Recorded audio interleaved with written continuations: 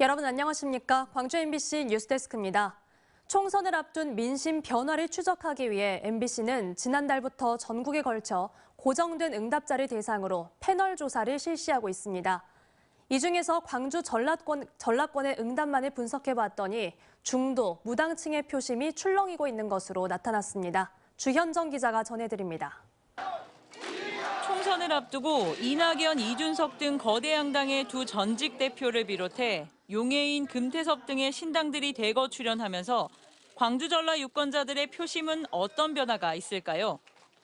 MBC의 패널 조사 결과 기존 중도 무당층에서 지지할 곳을 결정했다고 마음을 바꾼 지역민들이 뚜렷하게 늘어나고 있는 것으로 나타났습니다. 지난 12월 첫 패널 조사에서는 현재 정당 구도로 4.10 총선을 치렀을 경우 어느 정당을 찍을지 결정하지 못했다고 응답한 광주 전라권의 무당층과 중도층, 이른바 미결정층은 21%였습니다. 그런데 1월 조사에서 지역구 신당 후보에게 투표할 의향이 있는지를 다시 물었더니 미결정층이 6%로 크게 줄었습니다. 한 달 새 15%의 지역 유권자가 표심을 새로 정했다는 해석이 가능해집니다. 그렇다면 이번에는 신당이 지역구의 후보를 낸다는 가정하에 지역 유권자들의 표심이 어떻게 바뀌었는지 한 달 전과 비교해봤더니 더불어민주당의 상승이 가장 높았고 이낙연, 이준석 신당, 국민의힘 지지가 4에서 5%가량 올랐습니다. 반면 중도 무당층과 정의당의 표심은 기존 정당과 신당 등으로 옮겨간 것으로 확인됐습니다. 비례대표의 경우 어디에 투표할지도 물었습니다.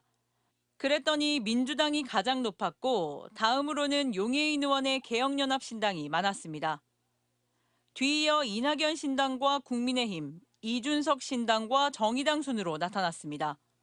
역시나 1차 조사의 적지 않은 중도 무당층의 표심이 신당 지지로 옮겨갔습니다.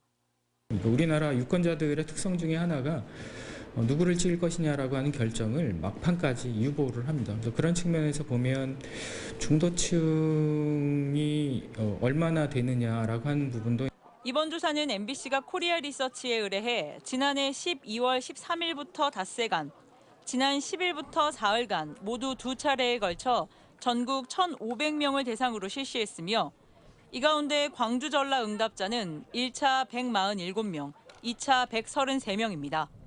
MBC 뉴스 주현정입니다. 언제 어디서나 내 손 안의 뉴스. 광주 MBC 뉴스 유튜브 구독으로 함께하세요.